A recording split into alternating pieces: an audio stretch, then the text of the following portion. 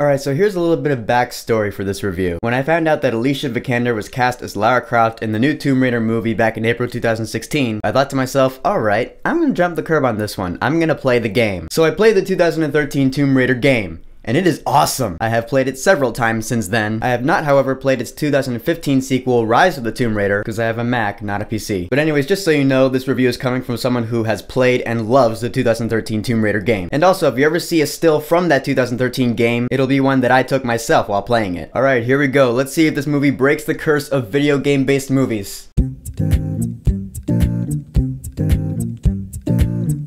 Tomb Raider. So Tomb Raider is a reboot of the Lara Croft Tomb Raider film series. We had a couple movies with Angelina Jolie. I heard they sucked. I haven't seen them. But now we got a new movie starring Alicia Vikander. Lara Croft grew up in London. Her father, Richard, was a really rich archaeologist, but he went missing a while back. He's presumed dead. But one day, Lara unlocks a clue that might help her find him, which leads her to be shipwrecked on an island where there's a cult called Trinity that's trying to use this ancient myth to do a global genocide. You know, you saw the trailer. And now we got our Tomb Raider movie. Off the bat, I'll say it's definitely not perfect, but I still found it enjoyable. I thought it was more good than not. First off, Alicia Vikander as Lara Croft. I thought she was really good. She displayed a certain vulnerability that Lara Croft is supposed to have. You know, she's a human being, she has emotions, she's gonna feel bad about certain things that go down, but she's also a tough girl. She knows how to fight. And it's not like it's random, it's like she's this random frumpy chick who's just an everyday civilian, who's just thrust into an adventure and now, oh, all of a sudden she knows how to fight. Nah, she grew up learning how to box and shoot arrows, so you buy it. Alicia Vikander did a really good job, although I will forever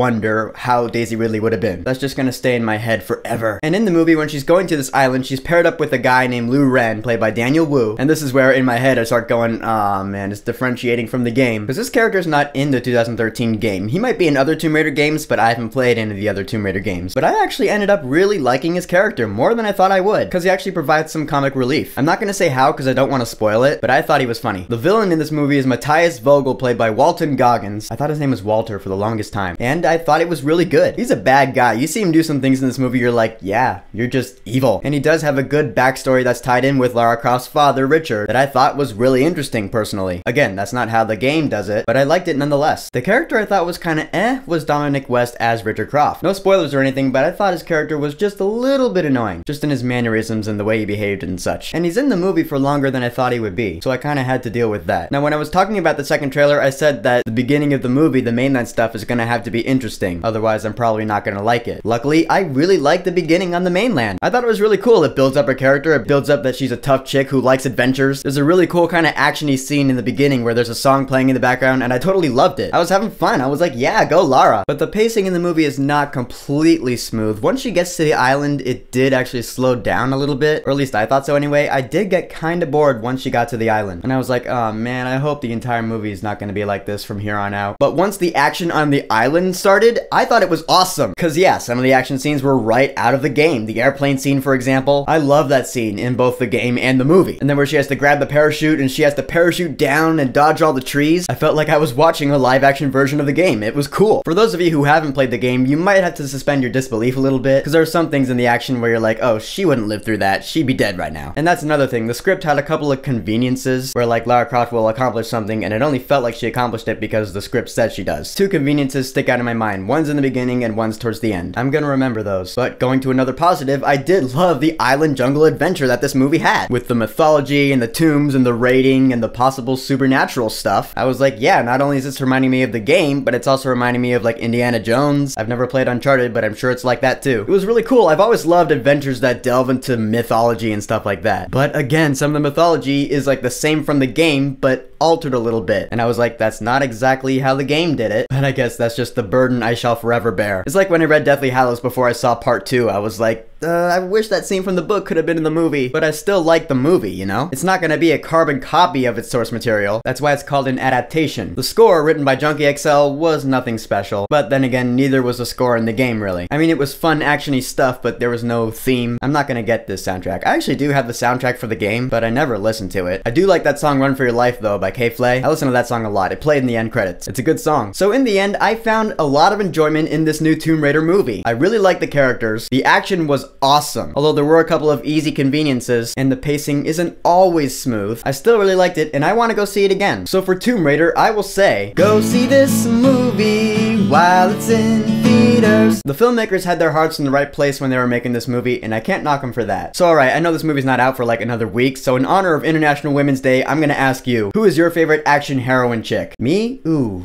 I don't know, that's a tough one. Probably Wonder Woman. Whoever yours is, go ahead and leave a comment. And don't forget to subscribe.